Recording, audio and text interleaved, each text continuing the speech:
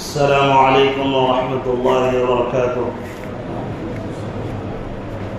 الحمد لله نحمده ونستعينه ونستغفره ونؤمن به ونتوكل عليه ونعوذ بالله من شرور أنفسنا ومن سيئات أعمالنا. من يهده الله فلا مضل له ومن يضلله فلا هادي له. ونشهد أن لا إله إلا الله وحده لا شريك له. ونشهد أن سيدنا ومولانا محمدا عبده ورسوله. أما بعد فأعوذ بالله من الشيطان الرجيم. بسم الله الرحمن الرحيم. فلولا نفر من كل فرقة منهم طائفة ليتفقهوا في الدين ولينذروا قومهم إذا رجعوا إليهم لعلهم يحذرون. صدق الله العظيم. وقال النبي صلى الله عليه وسلم: خيركم من تعلم القرآن وعلمه، أو كما قال عليه الصلاة والسلام. میرے واجب الاحترام بزرگوں اور بھائیوں اور اسلام کے غیور فرزندوں، اللہ تبارک و تعالیٰ نے ہم سب کو ایمان کی دولت سے نوازا ہے کہ اللہ تبارک و تعالیٰ کا بہت بڑا انعام ہے. ہم اللہ تبارک و تعالیٰ کا اس پر شکر ادا کرتے رہیں اور اللہ تبارک و تعالیٰ سے ایمان کی سلامتی کی دعا کرتے رہیں. ایمان کی حفاظت کرتے رہنا چاہیے اور ایمان کی حفاظت کی دعا بھی کرتے رہنا چاہیے. اللہ تبارک و تعالیٰ نے ہماری زندگی کو صحیح رخ پر لانے کے لیے، صحیح رخ پر قائم رکھنے کے لیے، ایک تو اللہ تعالیٰ نے اپنی کتاب نازل فرمائی اور ایک اللہ تبارک و تعالیٰ نے انبیاء کرام کو مبعوث فرمایا. قرآن مقدس کی حفاظت کرنا، قرآن مقدس کی باتوں پر عمل کرنا ایک ایمان والے کی اہم ذمہ داری ہے. اور پوری دنیا کے انسانیت کے لیے، چاہے کسی بھی مذہب سے تعلق رکھتا ہو، سب کے لیے قرآن مقدس ہدایت کا راستہ ہے. کامیاب زندگی گزارنے کا طریقہ اس میں بتایا گیا ہے. ہر برے کاموں سے بچنے کی تاکید کی گئی ہے. نفع نقصان کو بتایا گیا ہے کہ کس کام میں نفع ہے اور کس کام میں نقصان ہے. اللہ تبارک و تعالیٰ کے چونکہ ہم بندے ہیں، اللہ ہمارا خالق اور مالک ہے، تو اللہ تبارک و تعالیٰ نے نبیوں کو بھی بھیجا بندوں کو سمجھانے کے لیے. لیکن اللہ تبارک و تعالیٰ نے کسی اور مخلوق کی شکل میں نہیں بلکہ انسانی مخلوق کے شکل میں ہی اللہ تعالیٰ نے نبیوں کو بھیجا اور ان پر کتابوں کو نازل فرمایا، صحیفوں کو نازل فرمایا، یعنی اپنا قانون نازل فرمایا. جو اللہ خالق ہے، جو مالک ہے، جو ہمارا پالن ہار ہے، اس سے بہتر قانون ہمیں کون دے سکتا ہے؟ اس سے سکون عافیت کا راستہ ہمیں کوئی نہیں بتا سکتا. اگر کوئی کہتا ہے تو اس کی عقل کی خرابی ہے، کیونکہ خالق جانتا ہے کہ مخلوق کو کیسے چلنا چاہیے. مخلوق سے خالق کو جتنا پیار ہوتا ہے اتنا کسی کو نہیں ہوتا. آپ دنیا کے مثال سے اس کو سمجھ لیجئے. مثال کے طور پر آپ نے کوئی چیز بنائی یا کسی کھیت میں آپ نے کچھ پودے اگائے، یعنی دانے وغیرہ ڈالے، یا آپ نے دکان لگایا. اگر آپ نے اپنی محنت سے کوئی بھی کام کیا ہے تو جتنا آپ کو اس سے پیار ہوتا ہے اتنا کسی اور کو نہیں ہوتا ہے. تو اللہ تبارک و تعالیٰ پوری کائنات کا خالق ہے، ہمارا بھی خالق ہے، ہمارا رب ہے. تو وہ جس قدر ہم سے محبت اور پیار کرے گا کوئی کر ہی نہیں سکتا. اسی لیے اللہ کے نبی پاک علیہ الصلوۃ والسلام نے ہمیں سمجھایا کہ اللہ تبارک و تعالیٰ اپنے بندوں سے ماؤں سے زیادہ محبت کرتا ہے. ایک ماں اپنے بچے سے کیوں محبت کرتی ہے؟ کیونکہ وہ ماں نے بچے کو جنم دیا ہے.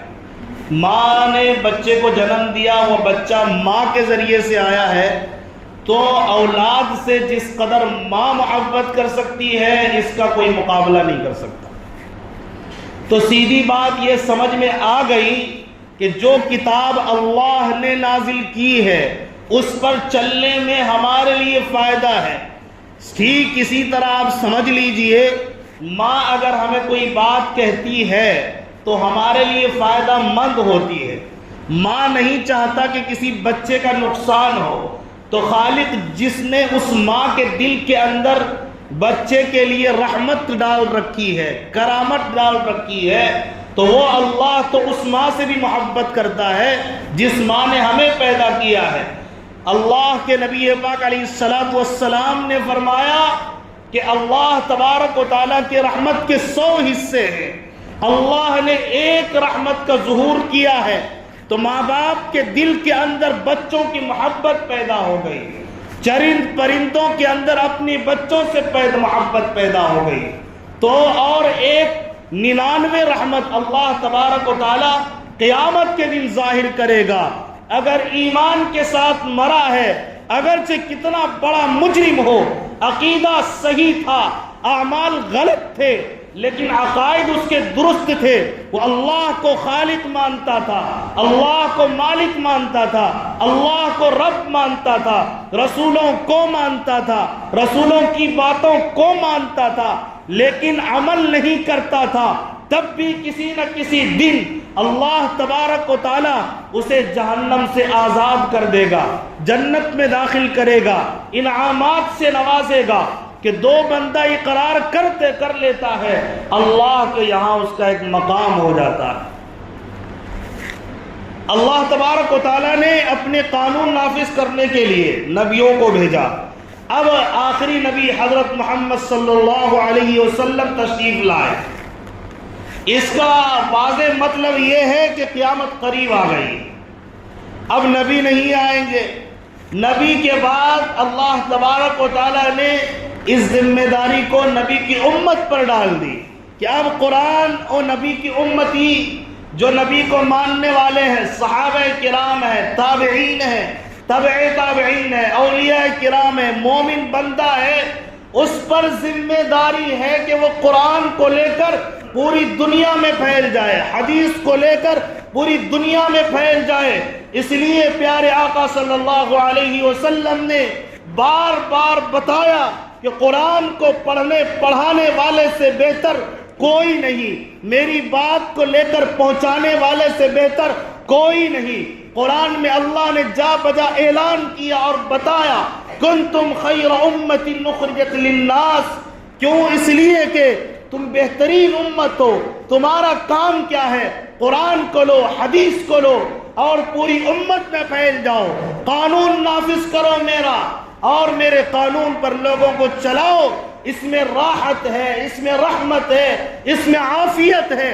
یہی وجہ ہے جو بندہ جتنا اللہ کے قانون کو مانتا ہے وہ اتنا شریف بن جاتا ہے، اتنا عزت والا بن جاتا ہے۔ صحابہ نے ماننے کی انتہا کر دی، اللہ تبارک و تعالیٰ نے ان کے مقام کو سب سے زیادہ بلند کر دیا۔ جن جن نے مانا، جن جن نے قرآن کو لیا، حدیث کو لیا، آگے پھیلایا، اللہ کے یہاں محبوب ہوتے چلے گئے۔ ایک بات ہمیشہ کے لیے یاد رکھیے، ذہن نشین کر لیجئے، دنیا کے اندر سب سے بہتر، سب سے خیر والا کوئی کام ہے تو وہ دین کا کام ہے کہ دین پر عمل کریں اور دوسروں تک پہنچائیں۔ سب سے بہترین کام، اس سے اعلیٰ کام اور کوئی ہو ہی نہیں سکتا۔ نبی کو اللہ نے کہا کہ آپ میرے پیغام کو پھیلائیے، اگر آپ نے پیغام نہیں پہنچایا، اگر آپ نے رسالت کا حق ادا نہیں کیا تو آپ نے کام نہیں کیا رسالت کا۔ یا ایھا الرسول بلغ ما انزل الیک من ربک وان لم تفعل فما بلغت رسالتہ۔ اے رسول، جو چیز آپ کی طرف میں نازل کرتا ہوں اس کو میرے بندوں تک پہنچاؤ، اگر آپ نہیں پہنچاتے ہیں تو آپ نے رسالت کا حق ادا نہیں کیا۔ تو نبی لگ گئے اور آپ نے دیکھا نبی پاک علیہ السلام نے جان کی بازی لگا دی۔ نبی پاک علیہ السلام نے جب دیکھا کہ جہاں میں پیدا ہوا ہوں یہاں تو لوگ درندے سے بدتر زندگی گزارنے والے ہیں، کھانے پینے تک کی تمیز نہیں ہے، ایک انسان دوسرے انسان کے خون کا پیاسا ہے، ڈاکو ہے، چور ہے، زانی ہے، شرابی ہے، درندگی بالکل پھیلی ہوئی ہے۔ لوگ اپنی بچیوں کو اپنے ہاتھوں سے قتل کرتے ہیں، لوگ اپنی بچیوں کو، اپنی بیٹیوں کو زندہ جلا دیتے ہیں، زندہ گاڑ دیتے تھے۔ اتنے زیادہ درندگی میں مبتلا ہیں اور اتنے سخت کفر میں، شرک میں، لوگ بتوں کو بنا بنا کر اس کی پوجا میں لگے ہوئے ہیں۔ ہر طرف کفر و شرک، ہر طرف گمراہی، ہر طرف جہالت، ہر طرف درندگی۔ پیارے آقا نے جب محنت کی، آپ دیکھیں، اٹھا کر پڑھیں، اللہ کا جب حکم آیا، جب قرآن کا نزول ہوا تو نبی در در جا کر لوگوں کو دین کی دعوت دیے ہیں، لوگوں نے گالیاں دی، نبی نے دعائیں دی ہیں، لوگوں نے کانٹے بچھائے، نبی نے پھول پیش کیے ہیں، نبی پاک علیہ السلام کو مارنے تک کی سازشیں کی گئی، نبی کے جسم سے خون بہایا گیا، نبی کے لیے قتل کی سازشیں کی گئی۔ ہجرت کی رات کا واقعہ کون نہیں جانتا؟ جو بھی مومن ذرہ برابر نبی سے پیار کرتا ہے اسے اس بات کا علم ہے نبی ہجرت کی رات میں کیوں سفر کرنے لگے تھے۔ کفار و مشرکین نے نبی کے گھر کو گھیر لیا تھا، نبی کو حکم ہوا کہ آپ مکہ چھوڑیں، مدینہ چلے جائیں، وہ قتل کرنے کے لیے رات بھر کھڑے رہے، نبی باہر نکلے ہیں اور مٹی لے کر کفار و مشرکین کی طرف پھینک دیا اور ان کے آنکھوں میں اللہ تبارک و تعالیٰ نے اس طرح پہنچایا کہ سارے لوگ اندھے ہو گئے، اور نبی پاک علیہ السلام وہاں سے ہجرت کا سفر شروع کیا تو وہ قتل کرنے کے لیے کھڑے تھے، نبی کو گالیاں ایسی دی گئی آپ تصور نہیں کر سکتے، آپ اور ہم تو لڑنے مرنے کے لیے تیار ہو جائیں گے۔ نبی اتنے لاڈلے، نبی اللہ کے پیارے، نبی اللہ کے دلارے، لیکن نبی کو کہا جاتا تھا کہ نبی شاعر ہے، نبی پاگل ہے، نعوذ باللہ، نبی مجنون ہے، یہ دیوانہ ہو گیا ہے، اس کو کچھ عطا پتہ نہیں ہے۔ لیکن اللہ تبارک و تعالیٰ کے حکم سے وہ لگے رہے، انہوں نے چھوڑا نہیں۔ نبی پاک علیہ السلام کی تکلیف کو اللہ تبارک و تعالیٰ نے نظر انداز کیا ہے، لیکن نبی پاک علیہ السلام کو دین کے کام سے روکا نہیں، کہا کھپا دیجئے اپنے آپ کو، لگے رہیے، یہ مشن ہے، ایک دن پھیلے گا۔ آج پوری دنیا میں کروڑوں اللہ کو ماننے والے، قرآن کو ماننے والے، رسول کو ماننے والے موجود ہیں۔ اکیلے نبی چلے تھے، اخلاص اتنا پاورفل تھا، جان من تن دھن سب کچھ لگا دیا، سب کچھ لٹا دیا، پھر اللہ تبارک و تعالیٰ نے آج ہمیں ایمان کی دولت سے نوازا۔ آج ہم اللہ کے بارگاہ میں سجدہ ریز ہونے کے لیے، اللہ اور اس کے رسول کا نام لینے کے لیے حاضر ہو چکے ہیں۔ نبی پاک علیہ السلام نے دین کا کام کیا، صحابہ کو تیار کیا، کم و بیش 1,24,000 صحابہ کرام تیار ہوئے، وہی جو ایک دوسرے کے خون کے پیاسے تھے، لیکن جب نبی کی دعوت کو سنا، حضرت عمر کا واقعہ آپ نے نہیں جانا، حضرت عمر قتل کرنے کے لیے نبی کو گئے تھے، لیکن راستے میں معلوم ہوا ان کی بہن اسلام قبول کر چکی ہے، واپس لوٹے ہیں، دیکھا کیا کرتے ہیں، قرآن پڑھا ہے، ایمان دل میں اترا، نبی کے پاس تلوار کے ساتھ حاضر تو ہوئے، لیکن نبی پاک علیہ السلام کا کلمہ پڑھ کر نبی کی خدمت میں حاضر ہوئے۔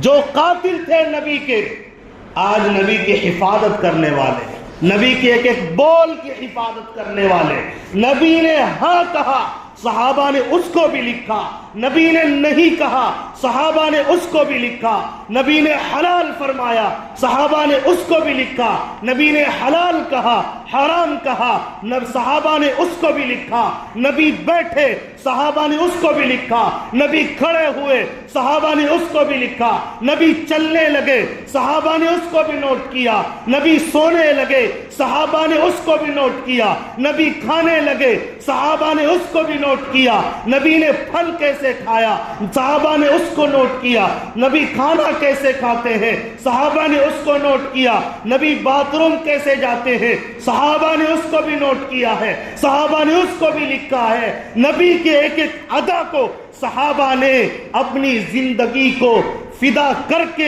ایک ایک ادا کو لکھ کر امت کے ایک ایک فرد تک پہنچانے کے لیے اپنے خون کا ایک ایک قطرہ بہایا ہے۔ اتنی آسانی سے یہ دین ہم تک نہیں پہنچا ہے۔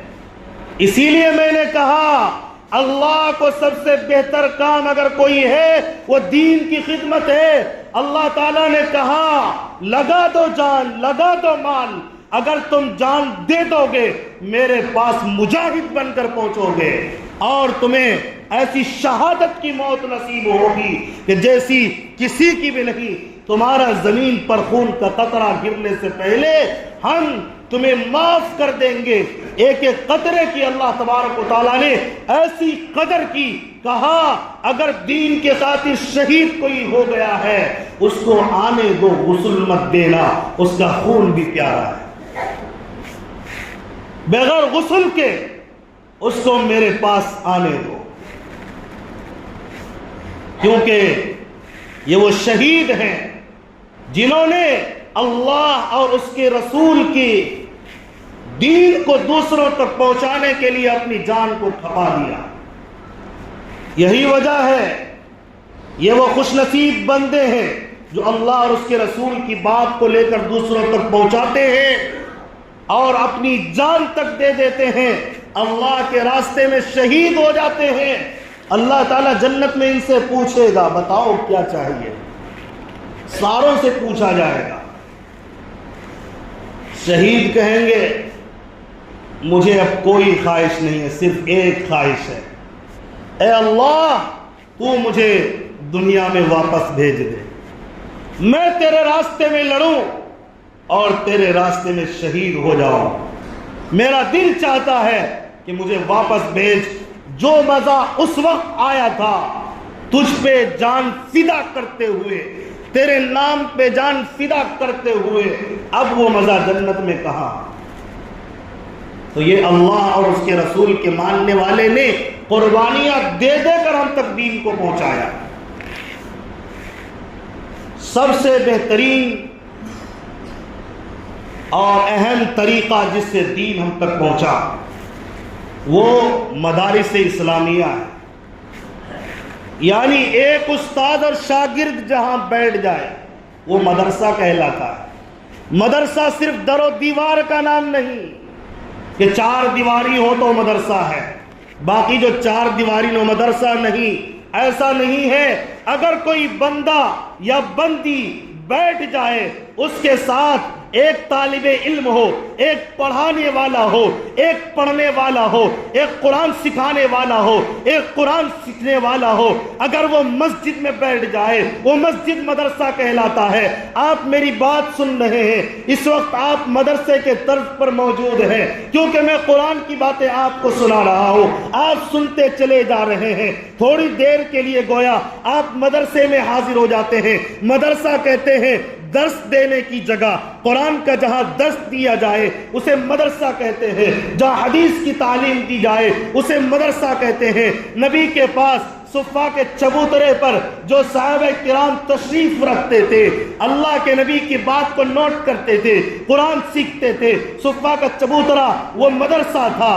صحابہ کرام کے پاس جو جا کر بیٹھ کر ان کے گھروں میں جا کر علم حاصل کرتے تھے وہ مدرسہ تھا۔ اگر کوئی گھر میں بیٹھ کر علم حاصل کرے وہی مدرسہ ہے، اگر کوئی میدان میں بیٹھ جائے اور وہاں قرآن حدیث سکھانے لگے وہی مدرسہ ہے، اگر کوئی دکان میں بیٹھ جائے قرآن حدیث پڑھانے لگے وہی مدارس اسلامیہ ہے، اگر کوئی درخت کے نیچے بیٹھ جائے اور اگر وہاں قرآن حدیث کی باتوں کو سکھانے لگے وہی مدرسہ ہے، اگر کوئی سمندر میں کشتیوں پر بیٹھ کر قرآن حدیث کو سکھانے لگے وہی مدرسہ ہے۔ یہ نہیں کہ چار دیواری ہو تو ہی مدرسہ ہے۔ مدارس اسلامیہ اللہ تبارک و تعالیٰ کی طرف سے بڑی نعمت ہے۔ اللہ نے یہ سلسلہ جاری کیا، صحابہ نے لیا، پھیل گئے، طالب علموں تک دین کو پہنچایا، طالب علم پھیل گئے، اور استادوں تک جا جا کر علم کو اخذ کیا، حدیث کو سیکھا، قرآن کو سیکھا اور پوری دنیا میں پھیلایا۔ اسی طرح قرآن بھی پھیلا، حدیث بھی پھیلا، اور صحابہ کے اقوال افعال بھی پھیلے، صحابہ کے کردار بھی پھیلے، جو نبی کے لیے جان نچھاور کرنے والے تھے، نبی کے ایک ایک ادا کو محفوظ کرنے والے تھے، ان کی ادائیں بھی ہمارے سامنے آ چکی ہیں۔ علم حاصل کرنے والے ابھی تو بڑے آرام سے علم حاصل کرتے ہیں مدارس کے اندر، ہاں، گھاس کھا کر، بھوکا رہ کر، پیاس اور بھوک سے تڑپ تڑپ کر علم حاصل کر کے، قرآن پڑھ کر، حدیث پڑھ کر، سفر کرتے تھے لوگ پیدل، سفر کرتے تھے لوگ گھوڑے پر، ہزاروں کلومیٹر کا سفر جاری ہے۔ کہاں جا رہے ہیں؟ ایک حدیث مجھے تحقیق کرنی ہے، یہ حدیث صحیح ہے یا ضعیف ہے، میں فلاں عالم کے پاس جا رہا ہوں، فلاں محدث کے پاس جا رہا ہوں، اور جا کر پڑھا کرتے تھے۔ ایسے ہی ہم تک دین نہیں پہنچا ہے، بڑی قربانیوں کے ساتھ پہنچا ہے۔ تو پتہ یہ چلا جہاں قرآن حدیث کی تعلیم ہوگی وہی سب سے بہتر ہے، اور اگر ہم نے اس میں حصہ نہیں لیا تو ہم نے بہتر چیز کو کھو دیا، اہم چیز کو کھو دیا۔ آپ دنیا کے سارے کام کر لو، لیکن آپ نے قرآن کو پھیلانے کا، حدیث کو پھیلانے کا کام نہیں کیا تو آپ نے کچھ نہیں کیا۔ ایک تو ہے کہ آپ خود مدرسے میں بیٹھ کر لوگوں کو پڑھائیں یا مدرسے میں جا کر پڑھیں، اور اگر آپ نہیں جا سکے تو ہماری ذمہ داری ہے کہ ہم مدرسے کو تقویت دیں، مدرسے میں اپنے بچوں کو بھیجیں، مدرسے کو تعاون کریں، مدرسے کو مضبوط رکھیں۔ مدرسے کو دو چیزوں سے ہمیشہ تعاون کریں، جب تک تعاون کریں گے مدارس باقی رہے گا، مدارس باقی ہے تو یاد رکھیے ایمان بھی سلامت اور جان بھی سلامت ہے۔ سب سے بڑا ثبوت میں آپ کو دیتا ہوں جس سے آپ کو پتہ لگے گا، یہ مدارس میں ایسے افراد پیدا ہوتے ہیں جو ہماری ایمان کی حفاظت کرتے ہیں اور ہماری جان کی بھی حفاظت کرتے ہیں، اور آگے بڑھ کر میں کہتا ہوں ایسے افراد پیدا ہوتے ہیں جو ملک کی حفاظت کرتے ہیں۔ اٹھائیے تاریخ کے پنوں کو، انگریز نے قبضہ کر لیا تھا اس ہندوستان کی سرزمین پر، مسلمان کو بھی مارتا تھا، پھانسی دیتا تھا، ہندو کو بھی پھانسی پر لٹکاتا تھا، خون بہاتا تھا، رات دن ظلم کرتا تھا، غلام بنا کر رکھتا تھا۔ اگر کسی نے اس وقت میں جہاد کا فتویٰ کیا، اللہ کی قسم وہ مدرسے سے پڑا ہوا بندہ تھا۔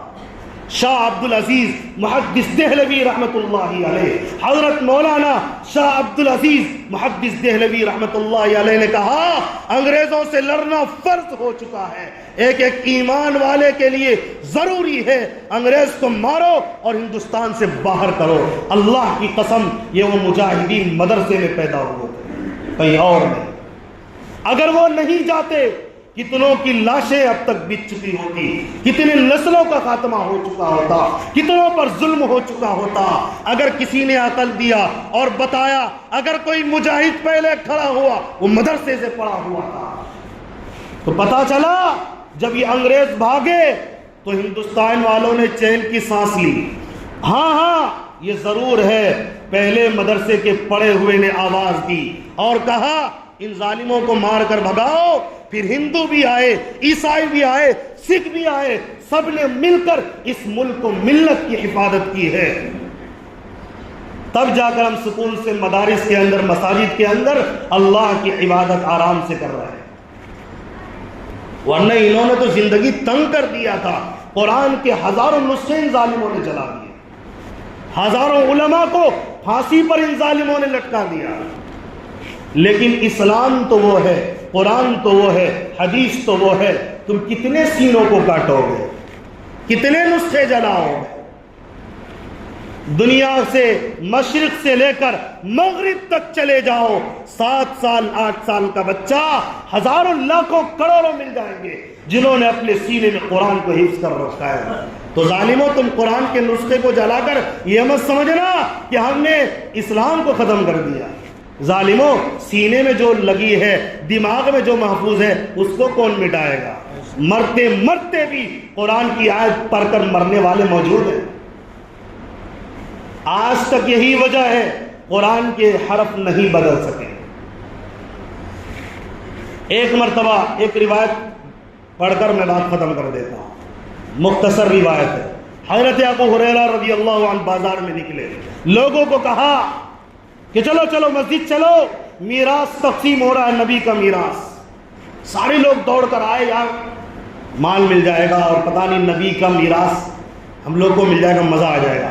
جب دیکھے ایک طرف قرآن کا حلقہ لگا، ایک طرف ذکر کا حلقہ لگا، لوگ قرآن پڑھ رہے ہیں، حیرانی سے لوگ پوچھنے لگے، اے ابو ہریرہ آپ نے تو کہا تھا یہاں نبی کا میراث تقسیم ہو رہا ہے، یہاں تو کوئی مال و دولت نظر نہیں آتا، یہاں کون سی تقسیم ہو رہی ہے؟ آپ نے تو غلط کہا۔ حضرت ابو ہریرہ نے کہا نہیں، غلط تم ہو، میں نہیں۔ نبی مال کے وارث، نبی کا میراث مال نہیں، نبی کا میراث قرآن حدیث ہے، جس کو یہ صحابہ بیٹھ کر سیکھ رہے، یہیں سے لو اور بیٹھو ان کی مجلسوں میں، یہی نبی کا میراث ہے۔ اگر نبی کے وارث بننا چاہتے ہیں قرآن پڑھنا پڑے گا، حدیث پڑھنا پڑے گا۔ بتائیے کون نہیں چاہے گا نبی کا وارث بنے؟ ارے نبی کے وارث بنیں گے نا انشاءاللہ۔ میں یہ نہیں کہتا آپ نبی کے وارث نہیں ہو، جن کے سینے میں قرآن کا علم ہے، حدیث کا علم ہے، وہ نبی کے وارث ہیں، اور جن میں تھوڑا زیادہ ہے وہ نبی کے وارث کہلانے کے زیادہ حقدار ہیں۔ یہ علماء کے پاس زیادہ ہے تو یہ زیادہ علماء کرام جو ہیں نبی کے وارث کہلانے کے حقدار ہیں، اور ان کی حفاظت کرنا، جہاں یہ بیٹھ کر قرآن اور حدیث کے میراث کو اپنے سینے میں نبی کے میراث کو جمع کر رہے ہیں، اس کی حفاظت کرنا ہماری ذمہ داری ہے۔ بتائیے دو چیزوں سے انشاءاللہ ہم لوگ مدارس کو مضبوط کریں گے انشاءاللہ۔ اپنے گھر میں کم سے کم ایک لڑکے کو، کم سے کم ایک لڑکے کو یا ایک لڑکی کو حافظ ضرور بناؤ گے انشاءاللہ۔ اور یہ ہوا افراد سے تعاون کرنا، مال سے تعاون کرنا، یہ ہے آپ مال کی جیسے جیسے ضرورت پڑے اس کے لیے آپ تیار رہتے ہیں اور موت تک تیار رہیں گے انشاءاللہ۔ ایک ایک مدرسہ اللہ کی قسم ایک ایک مسلمان کے تعاون سے چلتا ہے۔ ہم نے آج تک سرکار کا ایک پیسہ بھی نہیں لیا، آئندہ بھی نہیں لینا۔ یہ مدارس اور مساجد اگر باقی ہے، ان میں پڑھنے والے بچے اگر کھاتے پیتے ہیں تو ہمارے دیے ہوئے پیسے سے کھاتے پیتے ہیں، پرائیویٹ سے چل رہے ہیں الحمدللہ، اور یہ چلتا رہے گا، کوئی بند نہیں کر سکتا۔ ہزاروں مدارس قائم ہیں اور یہ چلتے رہیں گے، صرف ہندوستان میں نہیں پوری دنیا میں سارے مسلمان مل کر۔ کیوں؟ اس لیے کہ نبی کے وارث، نبی کے میراث کی حفاظت کرنے والے لوگ ہیں۔ ہم لوگ انشاءاللہ حفاظت کریں گے، صحابہ کی قربانی کو یاد کریں، نبی کی قربانی کو یاد کریں، اپنا تن من دھن لٹا دیں مدارس کے لیے اور مدارس میں پڑھنے پڑھانے والوں کے لیے۔ اللہ تعالی ہمیں عمل کی توفیق عطا فرمائے، ہر گھر میں اللہ تعالی اہل علم کو پیدا فرمائے، حافظ قرآن کو پیدا فرمائے۔ آمین وآخر دعوانا الحمدللہ رب العالمین۔ کچھ دعائے صحت کی اپیل ہے، دعا کر